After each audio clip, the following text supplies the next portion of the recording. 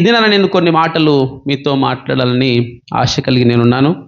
నాకు తెలుసు ఇక్కడ మంచి మటన్ బిర్యానీ, చికెన్ బిర్యానీ తినేటోళ్ళు ఆహ్, ఏమంటారు దాన్ని ఉగ్గాని, దోస లాంటి నా మాటలు కూడా వినాలని నేను కోరుకుంటున్నాను. ఎందుకంటే ఇక్కడి నుంచే నేర్పించబడి, ఇక్కడి నుంచే ఏర్పాటు చేయబడి, అనేక విషయాలు నేర్చుకొని పంపించబడ్డటువంటి మేము మరలా మీ దగ్గరకొచ్చి మాట్లాడడం చాలా సంతోషం. అంతకన్నా ప్రాముఖ్యంగా భయం గూడా. ఇంకొక విషయం ఏందంటే, ఇది రికార్డ్ అవుతుందా? ఈరోజు అన్నలేడు. కొంచెం ధైర్యం ఉందనమాట.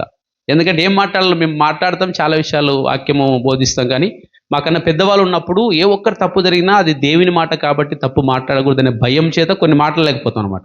ఏదేమైనప్పటికీ ఏదున్నా మీరు అంగీకరిస్తారని నాకు తెలుసు. అంత మాత్రమే కాదు, దేవుని మాటలు మనము నోటికొచ్చినట్లుగా, మనకు తెలిసినట్టుగా, మనస్ఫూర్తిగా మనం మాట్లాడకూడదు.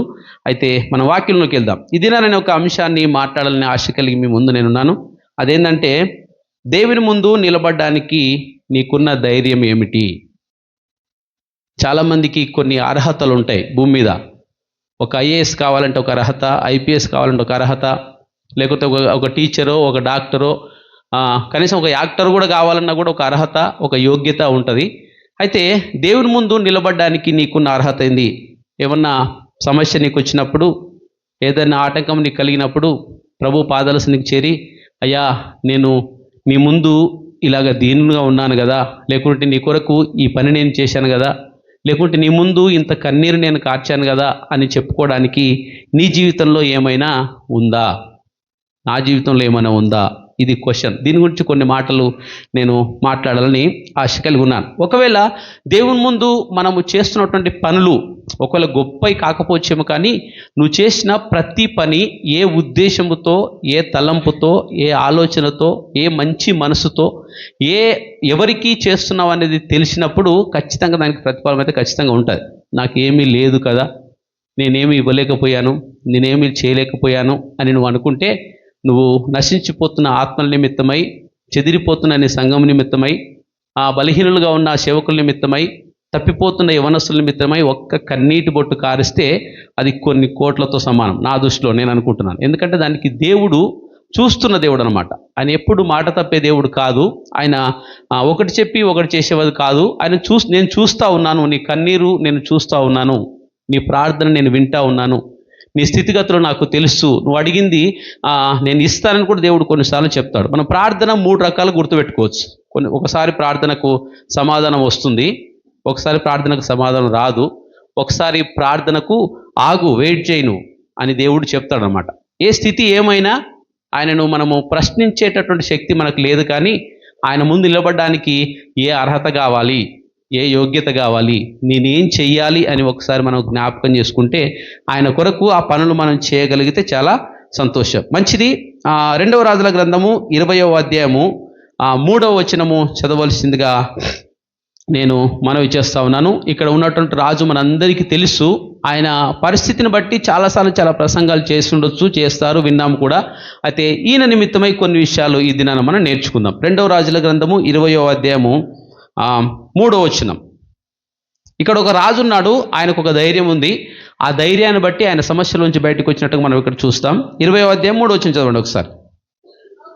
యెహోవా యథార్థ హృదయుడనై సత్యముతో నీ సన్నిధిని నేను ఎట్లు నడుచుకొంటినో, నీ దృష్టికి అనుకూలముగా సమస్తమును నేనెట్లు జరిగించితినో కృపతో జ్ఞాపకము చేసుకొనుమని హిజ్కియా కన్నీళ్లు విడుచుచు యెహోవాను ప్రార్థన చేసెను.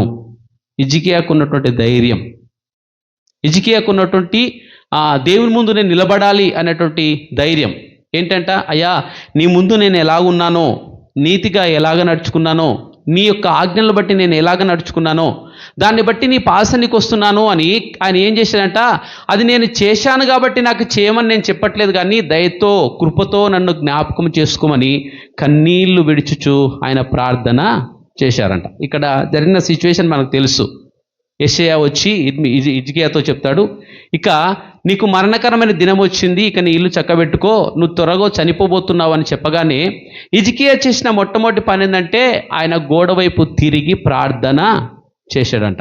రాజు కదా, ఎందుకు ప్రార్థన చేయాలి? ఒకవేళ తన సైన్యముతోనో లేకుంటే ప్రపంచ దేశాల్లో ఉన్నటువంటి ఆ వైద్యులతోనో వైద్యం చేసుకొని రోగాన్ని బాగు చేయించుకోవచ్చు కదా. తనకు కలిగిన దాని నుంచి తప్పించబడవచ్చు కదా. తనకు కలిగిన దాని నుంచి తప్పించుకోవడానికి ఇంకొక ప్రయత్నం చేయొచ్చు కదా. అయితే ఆయన ఎవరో ఆయనకు తెలుసు, ఆయన నమ్ముకున్న దేవుడెవరో ఆయనకు తెలుసు, ఏ దేవుని ద్వారా ఆయనకు సమాచారం వచ్చిందో ఆయనకు తెలుసు. కాబట్టి ఇంకా నాకు దిక్కు లేదు, నీవే నాకు దిక్కని సింహాసనము దిగి గోడవైపు తిరిగి ఆయన కన్నీరు విడుస్తూ ప్రార్థన చేస్తూ ఏమంటున్నాడంట, యెహోవా యథార్థ హృదయుడనై సత్యముతో నీ సన్నిధిని నేను ఎట్లు నడుచుకుంటునో, నీ దృష్టికి అనుకూలముగా సమస్తము నేను ఎట్లు జరిగించుతునో కృపతో జ్ఞాపకము చేసుకోమని కన్నీళ్లు విడుచుచు దేవుని సన్నిధిలో మొరపెట్టి ప్రార్థించినట్టుగా మనం చూస్తాం. ఈ కన్నీటికి చాలా విలువ ఉంటుంది. ఆ కన్నీరు స్థితిగతులను మారుస్తుంది, నీ మరణ స్థితిని కూడా తప్పిస్తుంది. కారణం ఏంటంటే నువ్వు కన్నీళ్లు విడిచుచున్నది, కన్నీళ్లు విడిచేది ఎవరి సన్నిధిలో నీకు తెలుసు. కాబట్టి నువ్వు తెలిసినటువంటి ఆ స్థితి, ఎవరి ముందు నువ్వు కన్నీళ్లు కారుస్తున్నావో ఆయన యొక్క స్థితి నీకు తెలుసు. కాబట్టి ఆయన మాత్రమే విడిపించగలడని నీకు తెలుసు. కాబట్టి నువ్వు కన్నీళ్లు విడిచినప్పుడు ఆయన నీ ప్రార్థన ఆలకించి ఆయన సమాధానం ఇస్తాడు. తర్వాత ఏం జరిగిందో తెలుసు మనకి. ఆ యెషయా ఆ నడిమిషాల విడిచి అవతలకు వెళ్ళిపోకముందే మరలా ఆయనకు సమాధానం వచ్చి, నా ప్రజల మీద అధికారి అయినటువంటి హిజ్కియాతో నువ్వు చెప్పు, నేను 15 సంవత్సరాలు ఆయనకు ఆయుష్ను పెంచుతున్నానని చెప్పినట్టుగా మనం చూస్తాం. అయితే ఈ హిజ్కియా ఎవరు? ఇలాగ ప్రార్థించడానికి తనకున్న ధైర్యం ఏంటి? తను దేవుని ఎదుట దేవుని దృష్టిలో నీతిగా, అనుకూలంగా, యథార్థంగా నివసించినటువంటి జీవించినటువంటి జీవన విధానం ఏంటో ఒకసారి మనం చూద్దాం. ఒక్క పేపర్ మనం తిప్పితే 18వ అధ్యాయంలోకి వద్దాం. ఎవరు ఈ హిజ్కియా? ఎందుకు ప్రార్థించాడు? ఎలా ప్రార్థన చేశాడు? ఆయన చేసిన కార్యములు ఏంటి అని ఒకసారి జ్ఞాపకం చేసుకుందాం. అక్కడ 1వ వచనం మనం చదువుదాం. 18వ అధ్యాయం 1వ వచనం మనం ఒకసారి చదువుదాం. ఇజ్రాయేలు రాజును ఏలా కుమారుడునైన హోషేయ ఏలుబడిలో 3వ సంవత్సరమందు యూదా రాజును ఆహాజు కుమారుడునైన హిజ్కియా ఏలనారంభించెను. ఇక్కడ 2 భాగాలుగా విడిపోయినట్టుగా మనకు కనబడుతుంది. యూదులు అలాగనే ఇజ్రాయేలు. ఇజ్రాయేలీలకు మొట్టమొదటి రాజు ఎవరంటే సౌలు రాజు. సౌలు రాజు తర్వాత తన ప్రవర్తన, తన యథార్థత దేవుని సరిగ్గా లేదు. కాబట్టి దావీదు రాజును దేవుడు ఎన్నుకున్నాడు. దావీదు రాజు తర్వాత సొలొమోను రాజు ఇచ్చారు. అప్పటి వరకు ఇజ్రాయేలీలు అందరూ అంతా కలిసి ఒకే రాజు వారిని పరిపాలన చేస్తూ ఉన్నాడు. ఆ సొలొమోను వచ్చిన తర్వాత 2 భాగాలుగా చీలిపోయారు. 10 గోత్రాలు ఒకవైపు, 2 గోత్రాలు ఒకవైపు. యూదులు, లేవీలు ఒకవైపు, మిగతా 10 గోత్రాలు ఒకవైపు. 10 గోత్రాలను ఏలడానికి యెరోబాము, 2 గోత్రాలను ఏలడానికి రెహబాము సొలొమోను కుమారుడు. వీళ్ళు 2 భాగాలుగా విడిపోయినాయి. ఇక్కడ చెప్పబడ్డ మాట ఏంటంటే, ఇజ్రాయేలీలకు ఉన్నటువంటి రాజును ఏలా కుమారుడైన హోషేయ ఏలుబడిలో 3వ సంవత్సరమందు యూదా రాజును ఆహాజు కుమారుడనైన హిజ్కియా ఏలనారంభించెను. ఆ ఇజ్రాయేలును పరిపాలన చేస్తున్నటువంటి హోషేయ ఏలుతున్న 3వ సంవత్సరమందు యూదులకు రాజుగా ఈ యొక్క హిజ్కియా నియమించబడ్డట్టు, రాజుగా ఎన్నుకోబడ్డట్టుగా మనం ఇక్కడ చూస్తూ ఉన్నాం. ఈయన తండ్రి పేరు ఏమని మనకు చూస్తే, ముందు మనము ఈయన తండ్రి పేరు ఆహాజు, ఈమెకు కింద మనం చూస్తే ఈమె తల్లి పేరు అబి. ఈయన 25 సంవత్సరాలకు ఆయన వయసులో దేవుని కృపను బట్టి రాజుగా ఎన్నుకోబడ్డాడు. ఆయన 29 సంవత్సరాలు పరిపాలన చేశాడు. అయితే ఆయన దేవుని ముందు నిలబడి కన్నీరు గార్చి, అయ్యా నేను చేసిన పనిని జ్ఞాపకం చేసుకొని ఒక్కసారి నన్ను కరుణించమని, కృపతో జ్ఞాపకం చేసుకొని ప్రార్థించడానికి ప్రాముఖ్యమైనటువంటి మాటలు ఇక్కడ కింద ఉన్నాయి. చదుదాం ఒకసారి. 3వ వచనం చదుదాం. తన పితరుడైన దావీదు చేసినట్లు అతడు యెహోవా దృష్టికి పూర్ణముగా నీతిని ఆన్సర్. ఒక్కొక్క పాయింట్ మనం చదుదాం. ఒక్కొక్క వచనంలో ఒక్కొక్క పాయింట్ మనకు చూస్తూ ఉన్నాం. ఇప్పుడు ఇంతకుముందు మనము 20వ అధ్యాయం 3వ వచనం చదివినప్పుడు ఆయన గోడ వైపు తిరిగి సింహాసనం దిగి కన్నీళ్లు కారుస్తూ, అయ్యా యథార్థంగా, నీతిగా నీ ముందు నేను జీవించిన జీవితాన్ని జ్ఞాపకం చేసుకోమని ఆయన ప్రార్థించినప్పుడు ప్రార్థనకు ప్రతిఫలం వచ్చింది కదా. ఏంటి ఆయన యథార్థత, ఏంటి ఆయన నీతి, ఎవరు ఈ హిజ్కియా, ఎందుకు ఇలాగ ప్రార్థించాడు అని మనం చూస్తే, అక్కడ నుంచి మనము సొలొమోను కుమారుడు రెహబాము తర్వాత అబియా తర్వాత ఆసా, ఇలాగ 12 మంది రాజులు అయిపోయిన తర్వాత 13వ రాజు హిజ్కియా. ఈయన ఎవరికి రాజు? యూదులకు రాజు. మిగతా వారికి రాజు ఎవరు? హోషేయ. ఆయన కాలంలో పరిపాలన చేస్తున్నప్పుడు ఈయన మొట్టమొదటిగా చేసిన పని ఏంటంటే, తన పితరుడైన దావీదు చేసినట్లు అతడు యెహోవా దృష్టికి పూర్ణముగా నీతిని అనుసరించెను. మొట్టమొదట చేసిన 13 మంది 12 మంది రాజులు దావీదు తప్ప ఎవరునూ దేవునికి ఇష్టమైన రీతిగా జీవించలేదు. ఎవరునూ దేవునికి నచ్చిన తీరుగా జీవించలేదు. ఎవరు దేవుని అనుసరించి జీవించలేదు. ఎవరు దేవుని ఆజ్ఞలను పాటించి జీవించలేదు. వారు అన్య దేవతలను పూజించారు, విగ్రహాలను ఏర్పాటు చేశారు, దేవతా స్తంభములను నిలబెట్టారు.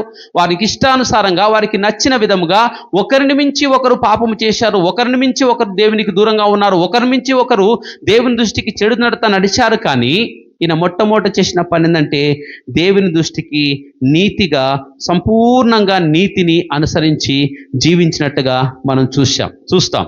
ఏంటి సంపూర్ణమైనటువంటి నీతి, దేవుని మాటలు అనుసరించడం అంటే ఏంటిది? ఒకసారి నిర్గమకాండము 15వ అధ్యాయం మనం ఒకసారి చదివితే అక్కడ మనం ఈ మాటను గమనించగలుగుతాం. నిర్గమకాండం 15వ అధ్యాయం చదువుదాం ఒకసారి.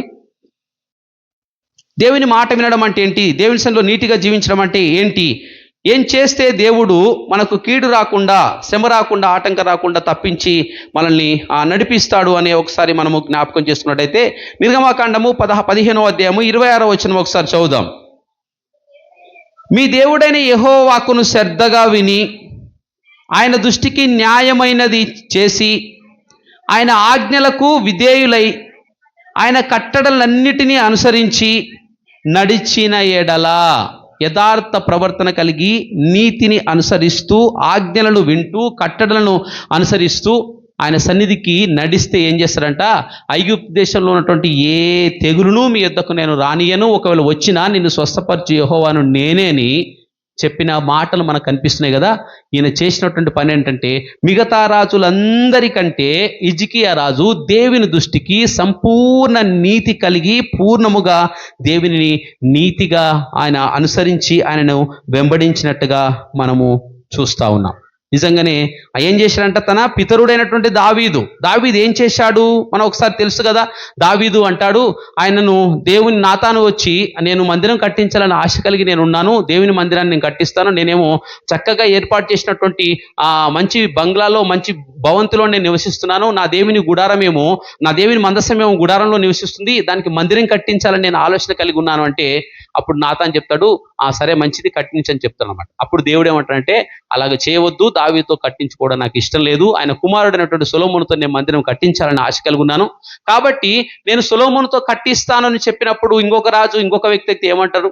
నేను ఇంత సమకూర్చి ఇంత గొప్ప రాజునై ఉండి దేవుణ్ణి ఒక గొప్ప మందిరము కట్టించాలని నేను ఆశ కలిగి ఉంటే దేవుడు నన్ను తృణీకరిస్తాడని చెప్పి ఆయన బాధపడతాడు, ఇబ్బంది పడతారు. కానీ సమూయేలు గ్రంథము మన 7వ అధ్యాయము 27వ వచనం ఒకసారి చూద్దాం. 2వ సమూయేలు గ్రంథము 7వ అధ్యాయము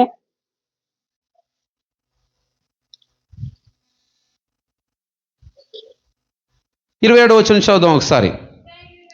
ఇశ్రాయేలీల దేవా, సైన్యములకు అధిపతియగు నీకు యెహోవా నీకు సంతానము కలుగజేయుదునని నీవు నీ దాసుడనైన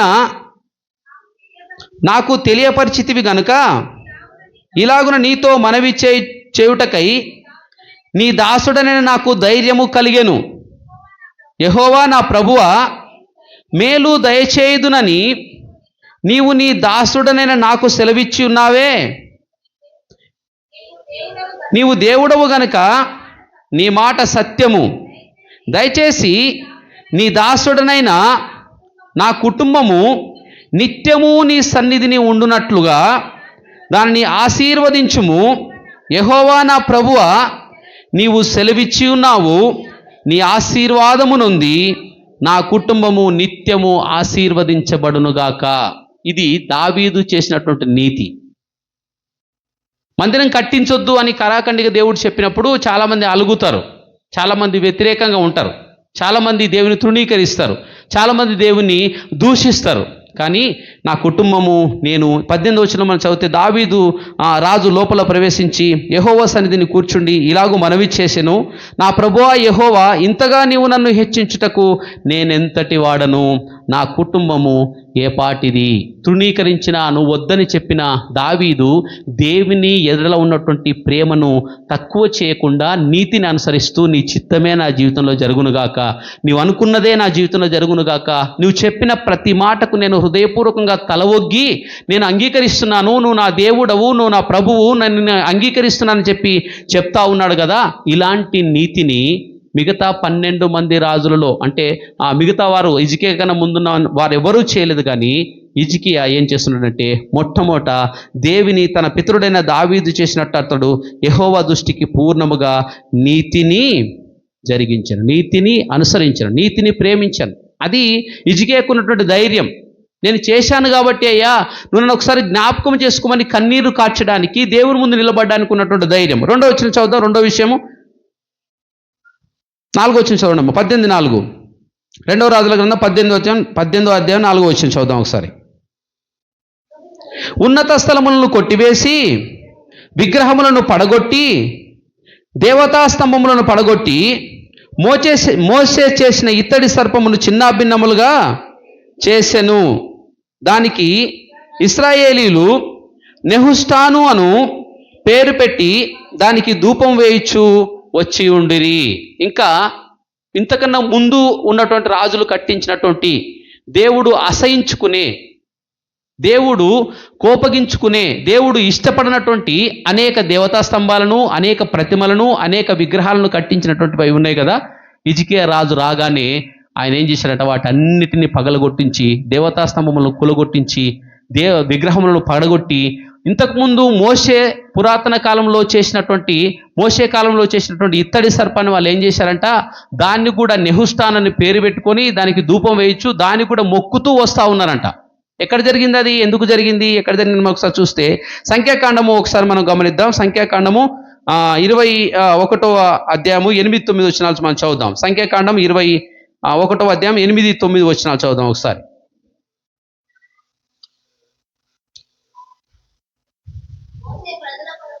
మోసే ప్రజల కొరకు ప్రార్థన చేయగా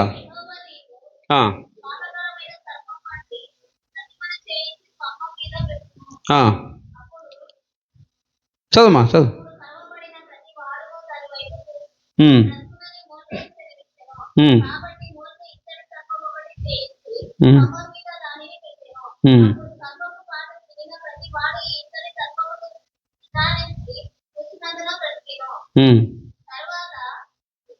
చాలు. ఇక్కడ జరిగిన సంఘటన మనం ఒకసారి జ్ఞాపకం చేసుకుంటే, ఇజ్రాయేలు ప్రజలు ఐగుప్తు నుండి తన దేవుడు చూపించే కానాను దేశానికి వెళ్తూ ఉన్నప్పుడు వారు, మనకు తెలుసు, ప్రతి చోట ఆహారం కోసం సనుగుతూ, నీటి కోసం సనుగుతూ, సరైనటువంటి భోజనం మాకు లేదని గునుగుతూ దేవుణ్ణి, అలాగనే ఇక 4వ వచనం చదువుతా, వారు ఏదోము దేశమును చుట్టి పోవలనని హోరు కొండ నుండి ఎర్ర సముద్ర మార్గము సాగినప్పుడు మార్గాయాసము చేత జనుల ప్రాణము సొమ్మసిల్లెను. కాగా ప్రజలు దేవునికిని మోషేకును విరోధముగా మాటలాడి, ఈ అరణ్యములో చచ్చుటకు ఐగుప్తుల నుండి మీరు మమ్మను ఎందుకు రప్పించితిరి? ఇక్కడ ఆహారము లేదు, నీళ్లు లేవు, చవిచారము లేని ఈ అన్నము మాకు అసహ్యమైనదని దేవునికిని దేవుని సేవకునికిని వ్యతిరేకంగా మాట్లాడినప్పుడు దేవునికి కోపం వచ్చి పాపకరమైనటువంటి సర్పములను ఆ ప్రజల్లోకి పంపించాడంట. అప్పుడు అవి కలిసి అనేక మంది చనిపోతే మరలా ప్రజలందరూ కలిసి మోషే దగ్గరికి వచ్చి, అయ్యా నీకును దేవునికి వ్యతిరేకంగా మేము పాపం చేశాం కాబట్టి దయచేసి మమ్మల్ని ఆ పాములు కరవకుండా ఉండునట్టుగా యెహోవాకు ప్రార్థన చేయమని మొరపెట్టినప్పుడు, మోషే ప్రార్థన చేసినప్పుడు దేవుడు చెప్పిన మాట ఏంటంటే, ఒక ఇత్తడి సర్పమును చేయించి ఒక కొయ్య మీద మీరు వేలాడ తీయండి. ఎవరైతే పాము కరుస్తుందో ఆ కరిచినటువంటి వ్యక్తి నిదానించి దాన్ని చూసినప్పుడు అతని విశ్వాసం వలన ఆ విషము విరిగి చనిపోకుండా బ్రతుకుతాడని ఆ మోషే చెప్పినటువంటి ఇత్తడి సర్పం ఉంది కదా, ఈ ఇత్తడి సర్పాన్ని ఈ ప్రజలు అప్పటి నుంచి 12 మంది రాజులు, 13 మంది రాజుల దగ్గర కూడా దాన్ని ఇంకా మోసుకుంటూ వచ్చి దానికి నెహుష్టాన్ అని పేరు పెట్టి దానికి కూడా ధూపం వేస్తూ దాన్ని ఆరాధన చేస్తూ ఉన్నారంట కదా. మన జీవితాల్లో కూడా మనకు తెలియకుంటే చాలా ఉంటాయి. మంగళవారము, శుక్రవారము, అమావాస్య, పున్నమి, వాస్తు, ఇలాంటివన్నీ మన జీవితాల్లో ఉంటుంది. అదంటే మనకు భయం, దయ్యము, చేతబడి, ఏదేమైనప్పటికీ ఏదైతే ప్రాముఖ్యమైందో, ఏది గొప్పదో దాన్ని విడిచిపెట్టి మనం భయపడే దాన్ని బట్టి మన జీవితాల్లో కొన్ని మనం కావాల్సినవి కోల్పోతాం. వీళ్ళు ఏం చేశారంట, ఈ విగ్రహాన్ని, ఈ ఇత్తడి సర్పాన్ని తీసుకొని అప్పటి నుంచి ఇప్పటిదాకా మోసుకుంటూ వచ్చి నెహుష్టాను అని దానికి పేరు పెట్టి దానికి కూడా ధూపం వేస్తూ దాన్ని ఒక దేవతగా ఆరాధన చేస్తూ ఉన్నారంట. అసలు మోషే చెప్పిన మాట ఏంటి, ఎందుకు చెప్పాడంటే, ఎవరైనా పాము కాటు కరిచినప్పుడు ఈ ఇత్తడి సర్పం వైపు నిదానించి చూసినప్పుడు అతని విశ్వాసమును బట్టి అతడు ఏమవుతాడంటే ఆ విషం విరిగిపోయి అతడు బతుకుతాడని చెప్పారు. అయితే వీళ్ళు దాన్ని తీసుకొచ్చి దానికి కూడా పూజ చేస్తూ జీవిస్తూ ఉన్నారు. హిజ్కియా ఆ ఇత్తడి సర్పమును విరగగొట్టి దాన్ని చిన్న భిన్నములుగా చేశాడంట. మన జీవితంలో తెలియకుండానే చాలా విషయాలు మనము వెనుకబడిపోతాం అనమాట. మన జీవితంలో తెలియకుండానే తెలిసి చేస్తాం కొన్ని, తెలియకుండానే కొన్ని విషయాలు చేస్తాం. అసలు ఇత్తడి సర్పం చేసింది ఎందుకు? దాన్ని చూసి ఆ మాట, దేవుని యొక్క మాట, ఒక మాటలో చెప్పాలంటే ఆ ఇత్తడి సర్పము రాబోతున్న క్రీస్తుకు గుర్తని మనము తెలుసుకోవాలి. బండ నుంచి నీళ్ళు వచ్చాయి కదా, అది రాబోతున్న క్రీస్తుకు గుర్తని. ఇసాకుకు బదులుగా ఆ గొర్రెపిల్లను బలిచ్చారు కదా, అది రాబోతున్న క్రీస్తుకు గుర్తని. నీకు బదులుగా నువ్వు చేయవలసిన దానికి బదులుగా ఒక దాని యందు నువ్వు విశ్వాసం ఉంచాలి. ఆ విశ్వాసం ఉంచిన దాన్ని బట్టి నీకు విమోచన కలుగుతుందని చెప్పడానికి మోషే ఇత్తడి సర్పము చేపిస్తే వీళ్ళు అప్పటి నుంచి ఇప్పటి వరకు దాన్ని మోసుకుంటూ వచ్చి దాన్ని ఆరాధన చేస్తూ దానికి కూడా ధూపం వేస్తూ దానికి నెహుష్టానని పేరు పెట్టుకొని దాన్ని ఆరాధన చేస్తూ జీవిస్తున్నారంట. అయితే హిజ్కియా వచ్చినప్పుడు ఆ ఇత్తడి సర్పమును విరగగొట్టాడంట. తర్వాత మనం చూద్దాం ఇంకొక విషయాన్ని. 18వ అధ్యాయము 5వ వచనం చదువుదాం మనం ఒకసారి. అతడు ఇజ్రాయేలీల దేవుడైన యెహోవా యందు విశ్వాసముంచినవాడు, అతని తర్వాత వచ్చిన యూదా రాజులలోను అతని పూర్వీకులైన రాజులలోను అతనితో సమమైన వాడు ఒకడును, ఒక చక్కని సాక్ష్యము కలిగిన వ్యక్తి. యూదా రాజులందరిలో ఇతని లాంటి వ్యక్తి ఇంకొకరు లేరని ఇక్కడ స్పష్టంగా మనకు రాయబడి ఉంది. ఇజ్రాయేలు ప్రజలను తప్పుదోవ పట్టించడానికి అనేక విగ్రహాలను చేస్తూ, అనేక ప్రతిమలను చేస్తూ, అన్య దేవతల వైపు తిప్పుతూ, బలులను అర్పిస్తూ, ఉన్నత స్థలాలను ఏర్పాటు చేసుకొని వారి ఇష్టానుసారంగా జీవించినటువంటి జీవితాలు కలిగినటువంటి రాజులు చాలామంది ఒకరిని మించి ఒకరు పాపం చేస్తూ దేవునికి దూరంగా వస్తూ శత్రువుల చేతికి పట్టబడుతూ మరలా మొరపెట్టుకొని ప్రభు సన్నిధిలో ప్రార్థిస్తూ మరలా దేవుని సన్నిధికి వచ్చారు. కానీ హిజ్కియా అయితే తన పితరుడైనటువంటి దావీదు చేసినట్టుగా నీతిగా జీవించాడు మొట్టమొదట.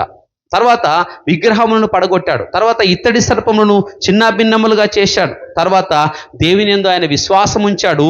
ఇలాంటి వాడు మరొకడు లేడని దేవుని ఎదుట ఆయన సాక్ష్యమును పొందుకున్నాడు. 6వ వచనం చదువుదాం ఒకసారి.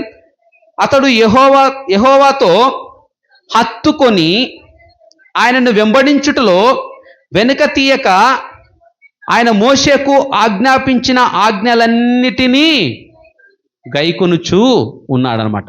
ఇది హిజ్కియాకు ఉన్నటువంటి ధైర్యం, ఇది హిజ్కియాకు ఉన్నటువంటి ఆశ. ఇంతగా నేను దేవుని ఎదుట నీతిగా నేను జీవించాను, దేవుడు ఖచ్చితంగా నా ప్రార్థన ఆలకిస్తాడు, నా ప్రార్థన అంగీకరిస్తాడు. కాబట్టి నా ప్రభువా, నా దేవా, నా జీవితంలో నేను చేసిన ఆ కార్యములను బట్టి నన్ను ఒక్కసారి నీ దయతో నీ కృపతో జ్ఞాపకం చేసుకోమని చెప్పినప్పుడు హిజ్కియా ఏం చేశాడు, దేవుడు ఏం చేశాడో తెలుసా? అతని ప్రార్థన వెంటనే విని అతనికి మరలా 15 సంవత్సరాలు ఆయుష్ను పెంచినట్టుగా చూస్తూ ఉన్నాం. మొట్టమొదట హిజ్కియా చేసిన పని ఏంటంటే దేవుని యందు నీతిగా జీవించాడంట. ఎవరు జీవించినట్టుగా? అబ్రహాము జీవించినట్టుగా. ఎవరు జీవించినట్టుగా? దావీదు జీవించినట్టుగా. ఎవరు జీవించినట్టుగా? నోవాహు జీవించినట్టుగా. నోవాహుని గురించి ఒక మాట ఉంటుంది, తన తరమంతట్లో అతడు నిందారహితుడుగా ఉన్నాడంట. అబ్రహాము విశ్వాసమును బట్టి విశ్వాసులందరికీ తండ్రిగా ఎంచబడ్డాడంట. అలాంటి తన పితరుడైనటువంటి పితరుల వంటి విశ్వాసము కలిగి ఆయన నమ్మకంగా నీతిగా జీవించాడంట. అంత మాత్రమే కాదు, తన ఎన్నుకున్నటువంటి రాజులు, ఇంతకుముందు వెళ్ళిపోయిన రాజులు చేయించినటువంటి ప్రతి విగ్రహములను పడగొట్టి, దేవతా స్తంభములను పడగొట్టి, అంతకుముందు మోషే చేసినటువంటి ఆ ఇత్తడి సర్పమును విరగగొట్టి దాన్ని చిన్నభిన్నముగా చేసి దాన్ని కాల్చివేసి దేవునికి ఇష్టమైన క్రియలు చేసిన వ్యక్తి కనుక దేవుని ముందు నిలబడ్డప్పుడు, అయ్యా దయతో నన్ను ఒకసారి జ్ఞాపకం చేసుకో, నిన్ను నీ ఎదుట యథార్థముగా ఉన్న సంఘటనలు జ్ఞాపకం చేసుకో, నీతిగా ఉన్న సంఘటనలు జ్ఞాపకం చేసుకో. ఏ కారణం చేత ఎందుకు వచ్చిందో నాకు తెలియదు, ఒకవేళ మరణకరమైన దినం వచ్చింది, నీ జీవితాన్ని నీ ఇంటిని చక్కబెట్టుకొని నువ్వు చెప్తున్నావు సరే, కానీ నీ చిత్తమైతే ఒక్కసారి నీ కృపలో నన్ను జ్ఞాపకం చేసుకోమని హిజ్కియా మొరపెట్టినప్పుడు ఆయన ప్రార్థనకు ప్రతిఫలం వచ్చింది. మన జీవితంలో చాలా చాలా విషయాల్లో మనం వెనుకబడి ఉంటాం. ఇంకా ఏదో చెప్తున్నా, నేను మీకన్నా గొప్పవాడనని కాదు, లేకుంటే నాకన్నా గొప్పవారు ఇంకొకరు ఉండని కాదు, లేకుంటే మీకు అసలు ఏం తెలియదని నేను చెప్పట్లేదు. కానీ నాకన్నా భక్తి పరులు దీంట్లో ఉండొచ్చేమో, ఇంకా ప్రార్థన పరులు ఇంకా ఉండొచ్చేమో కదా. 12 మంది ఆ రాజుల కన్నా ప్రాముఖ్యమైనటువంటి వ్యక్తి, ఇలాంటి వ్యక్తి యూదా రాజులు ఎవరూ లేరు అని హిజ్కియా లాంటి సాక్ష్యం కలిగిన వారు ఉన్నారేమో. ఒక దైవజనుడు ఒక ఆ విషయాన్ని చెప్తా ఉంటే ఆశ్చర్యం వేసింది. అది ఎందుకు అంటే, అది నిజంగానే ఇంత గొప్ప ప్రభావం ఒక మనిషి పైన పడుతుందని చెప్పి. బిల్లీ గ్రహం గారని మనకు తెలుసు కదా. బిల్లీ గ్రహం గారంటే యవ్వన కాలంలో ఉన్నప్పుడు ఒక షూట్ కుట్టించుకోవడానికి ఒక టైలర్ దగ్గరికి వచ్చాడంట ఆయన. ఆ టైలర్ దగ్గరికి వచ్చి, అంకుల్ నాకు ఈ షూట్ చాలా చక్కగా అందంగా మంచి కుట్టాలి నాకు అని చెప్పాడంట. బాబు మంచి కుడతా, కానీ చిన్న రిక్వెస్ట్ నాది, ఒక పని వింటావా, నేను చెప్పిన పని చేస్తావా అంటే, చెప్పండి అంకుల్ ఏంటో అని చెప్తే, ఈరోజు యవనస్తుల కూడిక ఉంటుంది, మీటింగ్ ఉంటుంది, దయచేసి నువ్వు నాతో రా, తర్వాత నేను నీకు షూట్ కుట్టిస్తా అని చెప్పారంట. ఈయనకు దేవుని దగ్గరికి వెళ్ళాలని కదా ఆశ, షూట్ మంచి కుట్టాలని. ఈయన మాటనే కుట్టే నా బట్టలు మంచి కుట్టాడేవని ఆయన అనుకొని ఆయన యవనస్తుల కూడికకి వెళ్ళాడంట. యవనస్తుల మీటింగ్లో ప్రార్థన చేస్తూ ఉన్నారంట, దైవజనులు వాక్యం చెప్తూ ఉన్నారంట. తర్వాత దేవుని కొరకు నిరంతరం కష్టపడి, అంటే దేవుని కొరకు మనస్ఫూర్తిగా జీవించాలనుకున్న వాళ్ళు ఎవరో చేతులు ఎప్పండి అని చెప్తే అందరు చేతులు ఎప్పుతున్నారంట. కానీ నేను మాత్రం బిగించుకొని కూర్చున్నాడంట. అలాగనే ఈ పక్కన ఉన్న ఈ టైలర్ అంకులేమో ఆయన కోసం ప్రార్థన చేస్తున్న, ప్రభా ఈ యవనస్తుని పట్టుకుని ఆయన, ఈ యవనస్తుని విడిచిపెట్టొద్దు నాయన, ఒక్కటే అవకాశం మళ్ళీ పోతే దొరకండి ఆయన అని చెప్పేసి ఆయన కన్నీరు గారుస్తూ ప్రార్థిస్తూ ఉన్నారంట. చివరికి 2-3 సార్లు పిలిచినాక ఈయన కూడా చేతి ఎత్తాడంట. బిల్లీ గ్రహం గారు తెలుసు, ఆయన పేరు తెలియదు, అసలు ఎవరు ఉండకపోవచ్చు నాకు తెలిసి. అప్పుడు ఆయన మరలా నెక్స్ట్ రోజు ఈ టైలర్ దగ్గరికి వచ్చి, అంకుల్ ఆడేదో చాలా అద్భుతంగా ఏదో మంచి, నా హృదయానికి ఏదో మంచి అనిపించింది, ఏందో ఒకసారి నాకు కొన్ని విషయాలు చెప్తావు అంటే, పాస్టర్ గారి దగ్గరికి తీసుకెళ్ళి ప్రార్థన చేయించి అనేక విషయాలు నేర్పించారంట. మంచిగా షూట్ కుట్టించాడంట. సంతోషం అయిపోయింది. బిల్లీ గ్రహం గారు ఎట్టవాడబడ్డం మనకు తెలుసు. కొన్ని వేల లక్షల మందికి ఆయన బాప్తిసం ఇచ్చాడు. ఆయన ఒకరోజు దర్శనం చూస్తూ ఉన్నాడంట. పరలోకంలో ఆయన వెళ్తూ ఉంటే కొన్ని వేల లక్షల మంది దేవుని స్తుతిస్తూ ఆయన సాక్ష్యంగా నిలబడి ఉన్నారంట. దేవుడు పక్కన నడుచుకుంటూ బిల్లీ గ్రహం, నీ ముందు ఎవరైనా కనిపిస్తున్నారా, నీకు ఇంకేమైనా కనిపిస్తుందా అని అడిగాడంట. ఏం కనిపిస్తుంది ప్రభా, నాకు ఇంతకన్నా గొప్ప భాగ్యమైంది, నా ముందు నీవు ఉన్నావు, నా పక్కన నేను రక్షించిన జనులందరూ ఉన్నారు, ఈ అందరి చూసి నేను సంతోషిస్తున్నాను, నిజంగా నా జీవితం ధన్యమైంది, నా బ్రతుకు ధన్యమైందని సంతోషపడతా ఉంటే దేవుడు మళ్ళీ అడిగాడంట, ఒకసారి నీ ముందు చూడు సరిగ్గా, నీకేమైనా కనిపిస్తుందా అన్నాడంట ఆయన. అప్పుడు ఇంకేం కనిపిస్తుంది ప్రభు అని చూస్తే ఆయన ముందు ఎవరున్నారో తెలుసా? ఈ బట్టలు కుట్టే టైలర్ ఉన్నాడంట. ఇన్ని లక్షల మంది నువ్వు రక్షించవచ్చేమో, నువ్వు రక్షణలోకి రావడానికి కారణమైన వారు ఎవరు? ఇగో ఈ టైలర్. అంటే బైబిల్ కూడా ఒక మాట ఉంటుంది, యుద్ధము చేయువాడికి ఎంత బహుమానమో సామాను దగ్గర ఉన్నవాడికి కూడా అంతే బహుమానం. ఇక్కడ ఉండి మాటలు చెప్పేంత మాత్రం పరిశుద్ధులని చెప్పుకోవడం కాదు, చెప్పరు కూడా చాలామంది. హిజ్కియా లాంటి ఆ గుణగణాలు, దేవునికి భయపడే స్వభావము, ఇలాంటి వ్యక్తి లేడు అనేటువంటి సాక్ష్యము, తన పితరుడైనటువంటి దావీదు చేసినటువంటి నీతిగా జీవించే జీవన విధానము ఒక్కసారి మనము జ్ఞాపకం చేసుకోవాలి. యెషయా గ్రంథం 45వ అధ్యాయం 22వ వచనంలో ఒకసారి మనం చూస్తే దేవుని గురించిన మాట ఒకసారి అక్కడ ఉంటుంది. వీళ్ళు ఏం చేస్తున్నారంట, నెహుష్టాను అనే బొమ్మను, ఆ విగ్రహాన్ని, ఆ పాము బొమ్మకు ధూపం వేస్తూ దాన్నే పూజిస్తూ ఉన్నారట, దాన్ని ఆరాధన చేస్తూ ఉన్నారట. చాలామంది వచ్చేటప్పుడు ఆనంద చెట్టబోయేటప్పుడు నేను చూస్తూ ఉంటాను, చర్చి వైపు తిరిగి ఆ నమస్కారాన్ని వంగి నమస్కరించి వెళ్ళిపోతారు. కొంతమంది మన మందిరంలోకి వచ్చేటప్పుడు కూడా ఆడ ఏమంటారు, గడపన ఆడ దగ్గరకు వచ్చి మొక్కుకొని వస్తారన్నమాట. నీవు బయట చూపించే నీ మొక్కుల వలన కాదు, నీ హృదయంలో కార్యం జరగాలి. ఒకసారి దేవుని గురించి వీళ్ళు ఏం చేస్తున్నారంట, మోషే కాలం నాటి ఇత్తడి సర్పాన్ని మోసుకుంటూ వస్తున్నారంట. ఇంకా అహరోను కాలంలో కూడా ఒక సంఘటన జరిగింది, తెలుసు కదా. పొగర అనే ఒకటి ఉంటుంది. పొగర ఇత్తడి అంటే ఆ దూడ బొమ్మను తయారు చేసే ప్రింటు దాన్ని మోసుకుంటూ వచ్చారంట. ఈ మోషే లేట్ కాగానే, ఈ మోషే అంటోడు ఏమైండో ఎక్కడ పోయినా మాకు తెలియదు, అసలు ఉన్నాడో లేడో కూడా మాకు తెలియదు, మమ్మల్ని నడిపించడానికి ఒక దేవత కావాలి, నువ్వు ఖచ్చితంగా చేస్తావా లేవని చెప్పి అహరోను దగ్గరికి వాళ్ళు వచ్చినప్పుడు అహరోను ఈ పొగరను తీసి ఒక బొమ్మను చేసి దాన్ని అక్కడ నిలబెట్టి, ఐగుప్తు దేశం నుంచి మిమ్మల్ని తీసుకుని వచ్చిన దేవుడు ఇదే, దీనికే మొక్కి సాగిలపడండి, తినండి, తాగండి, సంతోషించండి ఆయన చెప్పలే, వీళ్ళు చేశారు అన్నీ. ఆ బొమ్మ ఎక్కడికి వచ్చింది? ఐగుప్తు దేశంలో ప్రింట్ అనమాట, దాన్ని తీసుకొచ్చుకుంటున్నారు అంతే. మనతో కూడా మన జీవితంలో మనం చచ్చిపోయేంత వరకు కొన్ని ఉంటాయి కదా. కొంతమంది మంగళవారం ప్రయాణం చేయరు, తెలుసా మీకు ఆ విషయాలు? కొంతమంది శుక్రవారం నా డబ్బులు ఇవ్వరు, అమావాస్య నాడు, ఇట్లాంటి కొన్ని ఆలోచనలు ఉంటాయి. అవేవో అద్భుతాలు ఏం కావు సృష్టిలో, అవి ఒక క్రమం, అవన్నీ జరిగితేనే కాలం జరుగుతుంది కదా. ఇక్కడ చూద్దాం ఒకసారి యెషయా గ్రంథము 45వ అధ్యాయము 22వ వచనం ఒకసారి చదువుదాం. భూ దిగంత నివాసులారా నా వైపు చూసి రక్షణ పొందుడి, దేవుడను నేనే, మరి ఏ దేవుడును. మరి వీళ్ళు ఏం చేస్తున్నారంట, అరే నువ్వు దాని దిక్కు చూడు, విశ్వాసంతో దాని దిక్కు చూడు, నీ విషం విరిగిపోతుంది, నువ్వు బ్రతుకుతావు అని చెప్పితే, విషం విరిగిపోతుందని చెప్పిన దేవుని విడిచిపెట్టి అది చేసి దాని దిక్కు చూడు అని చెప్పిన దేవుని విగ్రహముగా ఉండడానికి చేయలేదు. అక్కడ ఆ ప్రతిమను ఆడ నిలబెట్టు, దాని దిక్కు చూసిన వాడు రక్షణ పొందుతాడని చెప్పాడు మోషే.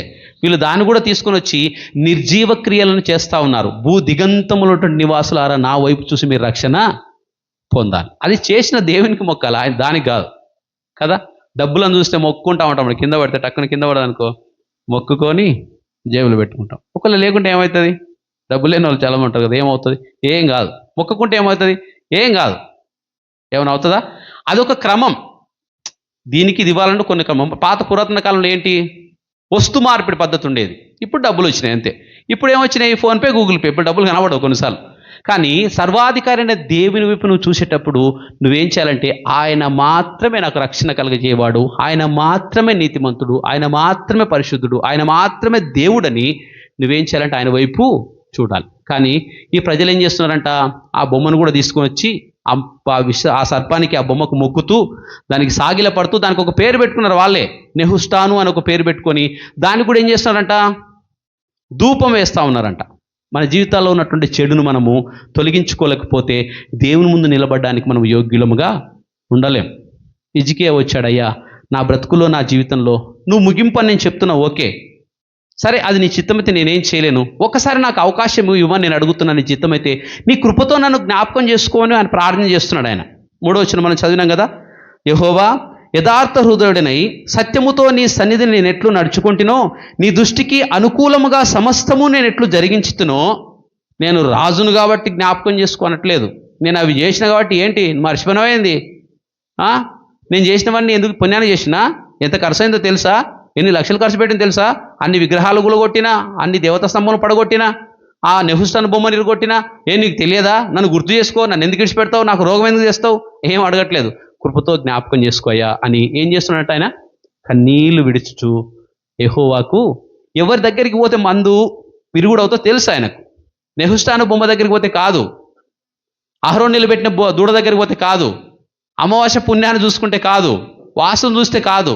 ఆ వాస్తు ఉందో లేదో కరెక్ట్ తెలియదు, దాని గురించి ఉందో లేదో కాదు, అసలు లేదనే చెప్పాలి మనము. గాలి వెలుతురు సరిగ్గా మనకు వస్తే అదే వాస్తు. గాలి వెలుతురు సక్క లేకపోతే ఎవరికైనా అనారోగ్యం వస్తుంది, ఎవరికైనా ఇబ్బంది వస్తుంది. ఒకరొక తీరు ఒకరొకరికి చెప్తే దాన్ని పట్టుకొని అదే పెద్ద మన జీవితానికి పరమావధి అన్నట్టు దాన్ని ఫీల్ కావాల్సిన అవసరం లేదు. నీ స్థితిగతులు మార్చగలిగినటువంటి దేవుడు. భూదిగంతముల నివాసులారా ఏం చేయాలంటే మీరు నా దగ్గరకు వచ్చి ఏం పొందాలంట? రక్షణ పొందాలంట. పాపము నుంచి విడిపించడానికి కాదు అక్కడ నిలబెట్టినట్టు ఇతర సర్పం, నీ విరగొట్టడానికి మాత్రమే. ఒకసారి గుర్తుపెట్టుకో, ఆ విషము విరిగిపోవడానికి నువ్వు సరిగ్గా విశ్వాసంతో ఆ ఇతర సర్పాన్ని చూడలేకపోతే ఏమవుతుంది? చచ్చిపోతావు. నువ్వు కూడా క్రీస్తునందు ఇప్పుడు విశ్వాసం ఉంచకపోతే, నిజరక్షకుడైన నిజదేవుడైనటువంటి క్రీస్తు, మీకు విషయం తెలుసా, ఆ ఇత్తడి సర్పమే ఇప్పుడు డాక్టర్ల సింబల్కు గుర్తుంటుందని అన్నంగా విన్నా నేను. ఇత్తడి సర్పం డాక్టర్ సింబల్ ఉంటుంది కదా, ఒక పాము ఇట్లా చుట్టుకున్నట్టుగా ఇట్లా ఉంటుంది కదా, అది ఇప్పటిదాకా ఉందని. మీకు ఇంకో విషయం కూడా తెలుసా, డాక్టర్లు ఇట్లా RX అని రాస్తారు కదా, ఆ మాటకు అంటే కరెక్ట్ గుర్తులేదు నాకు, యెహోవాయే స్వస్థపరుస్తాడు, దేవుడే మిమ్మల్ని కాపాడుతాడు, స్వస్థపరుస్తాడు దాని అర్థం అంట. అంటే ఇంకా నాకు తెలియదు, నేను నేర్చుకున్న 2 గోళీలు అంటే టాబ్లెట్స్, 2 సూదులు, మందులు రాస్తాను తప్ప బాగు చేయవాడు దేవుడే అని దాని అర్థం. ఆ మందు కనిపెట్టిన కూడా దేవుడే, ఎక్కడి నుంచి నియంత్రణ నువ్వేం కనిపెట్టలే కదా, ఈ సృష్టిలో దేవుడు మనకి ఇచ్చాడు, దాన్ని బట్టి మనము మేలు పొందుకుంటాం. అయితే ఇక్కడ ఉన్నటువంటి ఈ ప్రజలు చేస్తున్న పని ఏంటంటే నిర్జీవ క్రియలను చేస్తూ ఉన్నారు, వారికి నచ్చింది చేస్తూ ఉన్నారు, నెహుష్టాను బొమ్మను పూజిస్తూ ఉన్నారు, విగ్రహాలను పూజిస్తూ ఉన్నారు. అయితే హిజ్కియా వచ్చిన తర్వాత వాటన్నిటిని పడగొట్టి నీతిని అనుసరిస్తూ సత్యాన్ని తెలుసుకొని తన ఆజ్ఞలను, దేవుని మోషేకి ఇచ్చిన ఆజ్ఞలను పాటిస్తూ దావీదు వలె నీతిగా జీవిస్తూ ఆయన తన జీవితాన్ని కొనసాగిస్తున్నట్టుగా మనం చూస్తాం. లూకా సువార్త చదువుదాం ఒకసారి. లూకా సువార్త 15వ అధ్యాయం 26వ వచనం ఒకసారి చదవండి. లూకా సువార్త 15:26 వచనం.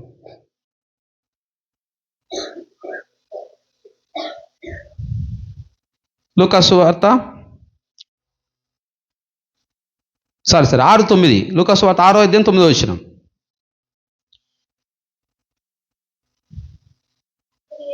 అప్పుడు యేసు, విశ్రాంతి దినమున మేలు చేయట ధర్మమా, కీడు చేయట ధర్మమా, ప్రాణ రక్షణ ధర్మమా, ప్రాణహత్య ధర్మమా? నేను ఏమని నేను చెప్పాలనుకుంటున్నానంటే, చెప్పిన వాటిని పూజించడం కాదు, చెప్పిన వాటిని అనుసరించడం కాదు, చెప్పిన వాటితో నడుచుకోవడం కాదు, చెప్పిన వ్యక్తిని ప్రేమించాలి ఫస్ట్. కదా, వీళ్ళు చేస్తున్న పని ఏంది, అంతకుముందు చేసిన పని ఏంటంటే వాళ్ళకు నచ్చిన విగ్రహాలను ఏర్పాటు చేసుకొని, నచ్చిన దేవతా స్తంభములు ఏర్పాటు చేసుకొని వారికి నచ్చినట్టుగా జీవించారు. కానీ హిజ్కియా అయితే దేవుని సన్నిధిలో భయభక్తులు కలిగి నీతిగా జీవిస్తూ, యథార్థంగా జీవిస్తూ వాళ్ళు చేసిన వాటన్నిటినీ ఆయన విరగగొట్టి ఆయన దేవుని సన్నిధికి యథార్థంగా జీవించాడని, ఇతని లాంటి వాళ్ళు యూదా రాజులు ఎవరు లేరనే సాక్ష్యం పొందుకున్నట్టుగా మనం చూస్తాం. ఇంకా కొన్ని మాటలు మనం చూద్దాం హిజ్కియా చేసినటువంటి విషయాల్లో. 2వ దినవృత్తాంతముల గ్రంథము 29వ అధ్యాయం 3వ వచనం నుంచి కొన్ని విషయాలు మనం చదువుదాం. ఇంకా ఏం చేశాడు ఈయన కార్యములు ఏంటి, ఈయన దేవుని ఎదుట నిలబడి ప్రార్థించడానికి ఈయనకున్న అర్హత ఏంటి, కన్నీరు కార్చి దేవుని అడిగినప్పుడు దేన్ని బట్టి దేవుడు ఒకవేళ ఆయన బాగు చేసి ఉంటాడు అని మనం ఒకసారి జ్ఞాపకం చేసుకుంటే 2వ దినవృత్తాంతముల గ్రంథము 29వ అధ్యాయం 3వ వచనం చదువుదాం. అతడు తన ఏలుబడి యందు మొదటి సంవత్సరము మొదటి నెలను యెహోవా మందిర తలుపులు తెరిచి, అంటే అంతకుముందు రాజులు దేవుని మందిరాన్ని కూడా పట్టించుకోలేదన్నమాట. తలుపులు ఏమైపోయాయంట, చెడిపోయాయంట, ఇరిగిపోయాయంట, పాడైపోయాయంట. కానీ ఈయన వచ్చిన మొదటి సంవత్సరం మొదటి నెలలోనే దేవుని మందిరపు తలుపులను తెరిచి వాటిని బాగు చేశాడంట. చదువుదాం ఇంకోసారి. యాజకులను లేవీలను పిలువనంపి తూర్పుగానున్న రాజవీధిలో వారిని సమకూర్చి వారికి ఇలాగూ ఆజ్ఞ ఇచ్చెను, లేవీలారా నా మాట ఆలకించుడి.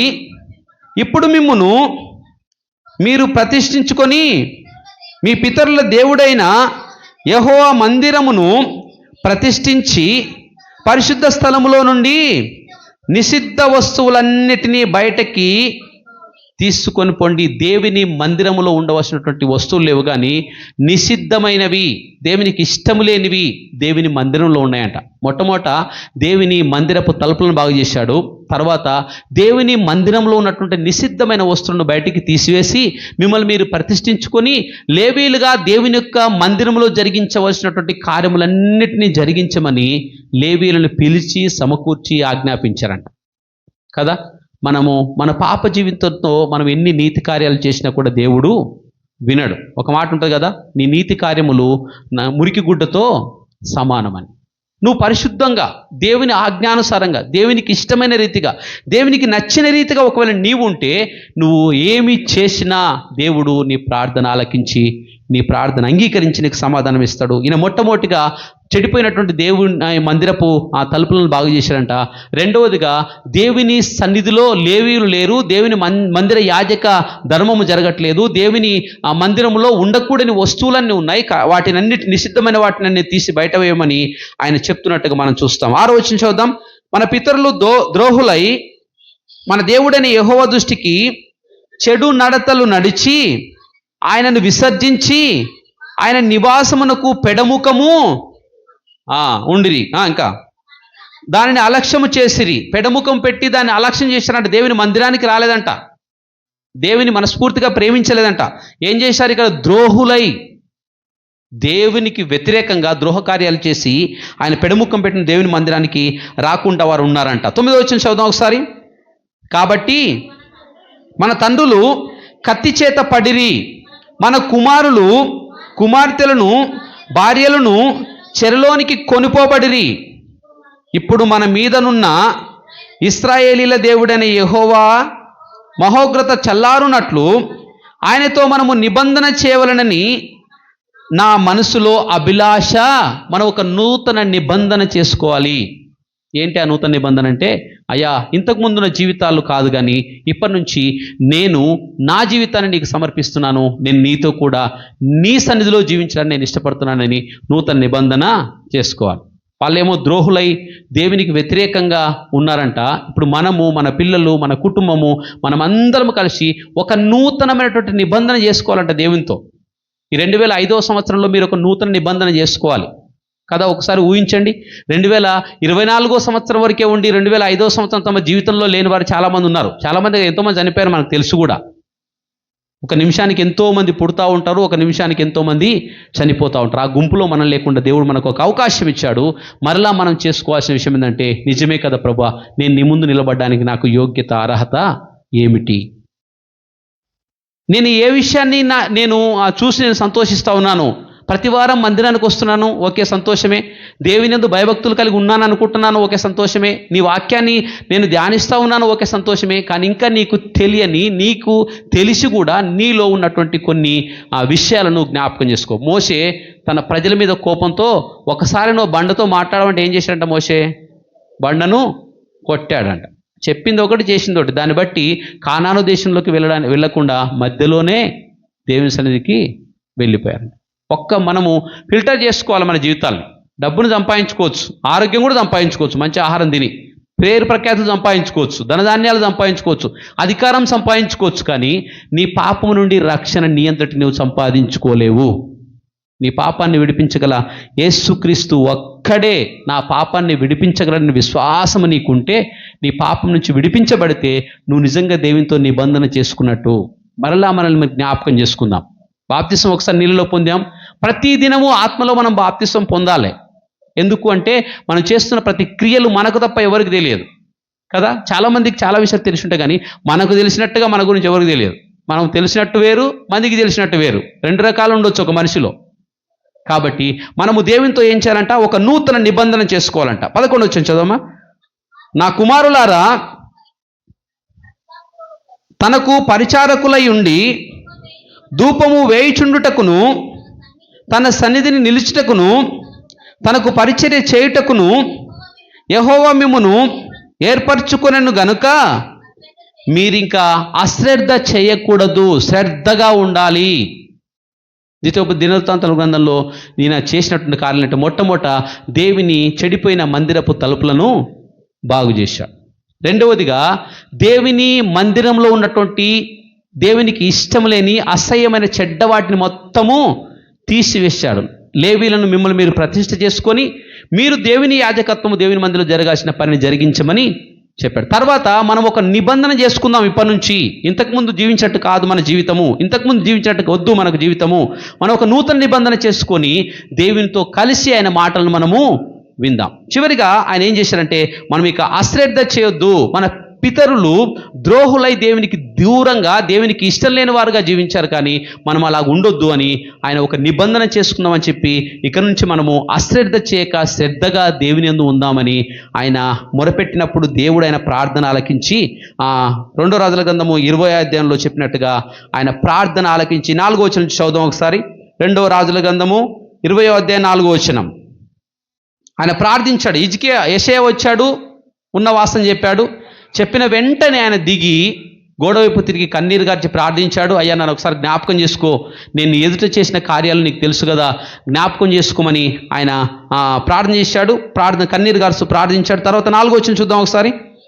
యెషయా నడిమిశాలల నుండి అవతలకు వెళ్ళక మునిపే యెహోవా వాక్కు అతనికి ప్రత్యక్షమై ఇలాగూ సెలవిచ్చెను. చదవమ్మా. నీవు తిరిగి నా ప్రజలకు అధిపతి అయిన హిజ్కియా వద్దకు పోయి అతనితో ఇట్లనుము, నీ పితరుడైన దావీదునకు దేవుడగు యెహోవా నీకు సెలవిచ్చినదేమనగా, నీవు కన్నీళ్లు విడిచుట. అది సంగతి. నువ్వు కన్నీళ్లు విడిచేది ఎప్పుడు చూస్తాడు దేవుడు అంటే, నిజంగా ఆయనది భయభక్తులు కలిగినప్పుడు. బైబిల్ ఇంకొక మాట ఉంటుంది, నేను వినకుండానట్టుగా నా చెవులు మందము కాలేదు, నేను సహాయము చేయకుండానట్టుగా నా హస్తము కురుచ కాలేదు. కారణం ఏంటి అంటే, నేను నీ యొద్దకు రాకుండానట్టుగా, నువ్వు నన్ను చూడకున్నట్టుగా నీకు నాకు మధ్యలో నీ పాపమున్నది గనుక నీ ప్రార్థన అంగీకరించబడలే. ఆయన కన్నీళ్లు దేవుడు చూశాడంట. ఎమ్మటే యెషయాకు చెప్తున్నాడు, మరలా వెళ్ళి చెప్పు, నా ప్రజల మీద అధికారి అయి ఉండాల్సినటువంటి హిజ్కియాను నేను ఆయుష్ పెంచి తన జీవితాన్ని నేను పొడిగిస్తూ ఉన్నాను. ఒక్క కన్నీటి చుక్కకు చెప్పాను కదా చెప్పు, ఒక కన్నీటి చుక్క ప్రతిఫలము 15 సంవత్సరాల జీవితం. ఒక కన్నీటి చుక్క ప్రతిఫలము ఆయన యందు దేవునికున్నటువంటి ఆలోచన, ఆయన విధానం. నా ప్రజలకు అధిపతిగా ఒక అధికారం. అన్ని మనసుతో సమాప్తం అయిపోతాయి, ఇంకేం ఉండవు. మనిషిని నమ్ముకుంట కంటే యెహోవాను నమ్ముకుంటా ఆశ్రయించుట మేలు. మనుషులు వారు చేసిన ఆలోచనలు వారితోనే సమాప్తం అవుతాయంట.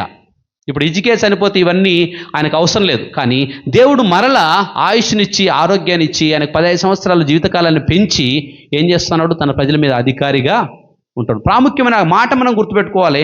నీవు కన్నీళ్లు విడుచుట నేను చూచి తిని కదా, నీ ప్రార్థన నేను అంగీకరించి ఉన్నాను. ఆలోచించేద్దాం, మనం కూడా ఒకసారి జ్ఞాపకం చేసుకుందాం. దేవుని ఎదుట నిలబడడానికి నీకున్న ధైర్యం ఏంటి? దేన్ని బట్టి ఒకవేళ దేవుని ముందుకు నువ్వు వస్తావు, నిజమే నాయనా ప్రభువా, నా జీవితంలో నేను ఇది చేశాను కదా, ఇది చేయాలనుకున్నా కదా, ఇంత కన్నీరు గార్చాను కదా, ఇన్ని రోజులు శ్రమ పడ్డాను కదా, ఇంత ప్రయాస నేను పడినాను కదా, ఇంత సహాయం నేను చేశాను కదా, ఇన్ని రోజులు నేను మెలకువగా లేకుంటే శ్రమను ఓర్చి నీ పని నేను చేశాను కదా, ఒక్కసారి నన్ను జ్ఞాపకం చేసుకో ప్రభు అని ప్రార్థన చేస్తే ఏం చేస్తాడు ఆయన? నీ ప్రార్థన వింటాడు, నీ కన్నీళ్ళు చూస్తాడు. నీ కుటుంబం కోసం ఎప్పుడైనా మనం ప్రార్థన చేశామా? ప్రభువా నిజమే నేను ఒక్కదాన్నే సంతోషిస్తా ఉన్నాను, నేను ఒక్కడనే చూడి అందరూ స్త్రీలే ఉన్నారు ఇందులో. ఒక మాట మీకు ఇంకా గుర్తుందో లేదో కానీ ఉపవాస ప్రార్థనలో విలియమ్స్ అన్న ఒక మాట అన్నాడు, భార్యలు మాత్రమే వస్తున్నారంటే మీరు భర్తలు లేనివారా? నా గుండెలు గుబేలం అన్నాయి ఎమ్మటే. నిజమే కదా, ఏ సంఘాలు చూసినా ఇట్లే ఉంటారు. వాళ్ళకి ఏంటి అంటే ఏదో ఒక ఆశ, మేము ఏదో చేస్తున్నాం అని ఫీల్ అవుతారు అంతే. ఏం చేయరు, అవుతుందే, ఏం చేయనికి కూడా ఏముండదు, తిరిగేస్తారు, ఆడే టైం వేస్ట్ చేసుకొని వస్తారు. అట్లాగని పని చేయలేని వాళ్ళు ఉండరని నేను చెప్పట్లేదు. ఏదో ఒక పోస్ట్ నేను చూశాను, అది పెద్ద పెట్రోల్ బంక్ అనమాట. కొన్ని లక్షలు ఏమవుతుంది గిరాకీ అయ్యే పెట్రోల్ బంక్కి బోర్డు పెట్టారు ఒకటి, ఈ దినం ఆదివారం మందిరానికి వెళ్ళాలి కాబట్టి మేము పెట్రోల్ బంకు తీయట్లేదు.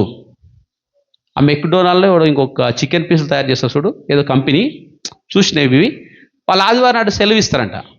ఎన్ని కోట్లు నష్టం వస్తుందో తెలుసా? ఆయన అది ప్రాముఖ్యం కాదు, దేవుని సన్నిధిలో ఉండాలనేది ఆశ. భక్తుడు అంటాడు, నీ మందిరావరణములు చూడవలనని నాకు ఆశ కలుగుచున్నది, నా ప్రాణము సొమ్మసిల్లుచున్నది, అది ఒగర్చుచున్నది. ఎప్పుడు నేను నీ మందిరానికి వెళ్ళాలి అని, ఎప్పుడు నీ మందిరావరణంలో ఉండాలి. మనకు తెలుసు దేవుని మందిరంలో ఒక దినం గడుపుతా 1000 దినాల కంటే శ్రేష్టం అంట. దేవుని మందిరంలో కాదు, దేవుని మందిర ఆవరణంలో గడపడమే శ్రేష్టమంట. నీవు దేవుని ముందు నిలబడ్డప్పుడు, నీవు దేవునికి ప్రార్థన చేసినప్పుడు నిజంగా దేవుడు నీ ప్రార్థన వింటాడా? ఇంకొక మాట ఉంటుంది, అక్రమము చేయవారులారా మీరెవరో నేను ఎరగా, నాకు తెలియదు మీరు అంటే. మన పరిస్థితి ఏంటి? ఇన్ని రోజులు చేసిన భక్తి ఏంటి? ఇన్ని రోజులు చేసిన మన జీవితం ఏంటి? హిజ్కియాకు ఒక ప్రత్యేకమైనటువంటి ఆలోచన ఉంది. నా సంగతి అయిపోయింది నాకు తెలుసు, ఇల్లు చక్కబెట్టుకో అని చెప్పి నాకు తెలుసు, ఎవరి నుంచి ఆర్డర్ వచ్చిందో కూడా నాకు తెలుసు, ఇంకా ఎవ్వడు బాగు చేయలేడని కూడా నాకు తెలుసు. కాబట్టి ఎవరు బాగా చేయగలరు ఆయన దగ్గర పోతే అయిపోతుంది కదా. చక్కగా సింహాసనం దిగి గోడ వైపు తిరిగి, సింహాసనం దిగకుండా సైన్యం వైపు తిరగొచ్చు కదా, డాక్టర్ని పిలిపించమని చెప్పొచ్చు కదా. మనకందరికీ తెలుసు కదా ఆయన ఎవరు? అలెగ్జాండర్. దోమ కూడా చచ్చిపోయిందంట. ప్రపంచాన్ని జయించిన అలెగ్జాండర్ చిన్న దోమ కూడా చచ్చిపోయింది. ఎంత ఘోరం చూడు పాపం. దోమ అంటే మనకు గుట్టే దోమ, అప్పుడు మలేరియా జనానికి మందులు లేవు కూడా చచ్చిపోయింది. దోమ కూడా చచ్చిపోయాడు, ఒక వీరుడు. అసలు అలెగ్జాండర్ వస్తుంటే గుండెల్లో గుబులు పారిపోయేదంట రాజులే. కొంతమంది చేతులు ఎత్తేసి నీ బానిసని కాల్మోక్తని చెప్పేటోళ్ళంట కదా. హిజ్కియా నిలబడినప్పుడు దేవుడు చెప్తున్నాడు, నీ ప్రార్థన నేను విన్నాను, నీ కన్నీళ్ళు నేను చూస్తున్నాను.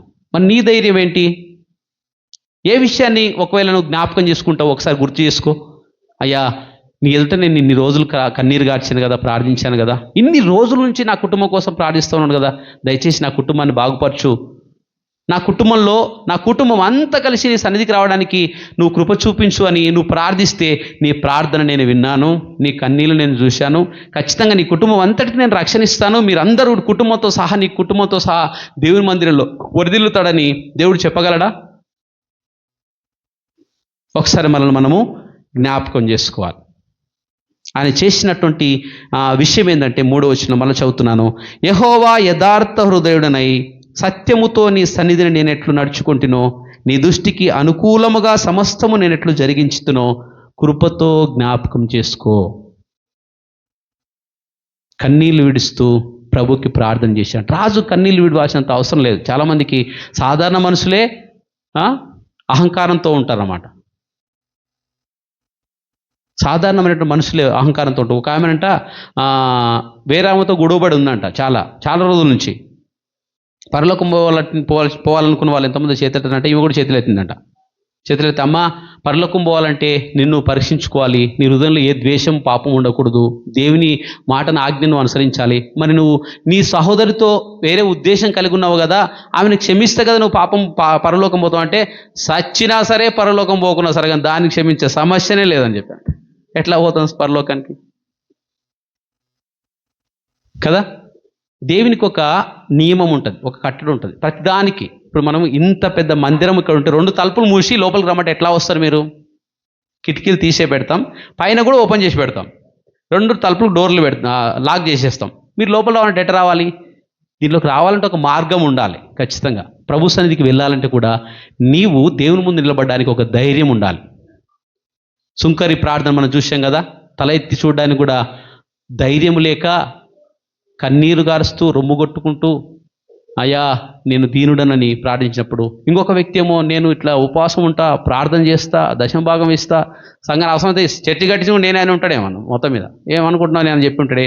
ఈయన ప్రార్థన ఆలకించలేంత కానీ అతడు సమాధానము కలిగి దేవుని ఎదుటి వెళ్ళిపోయాడంట. ఇన్ని రోజులు వీడికి వచ్చి సమాధానం లేకుండా మందిరం ఇంటికి వెళ్తే, మొన్న మేమందరం పాస్టర్స్ గ్రూప్లో మాట్లాడుతూ ఒక విషయం చెప్పారన్నమాట.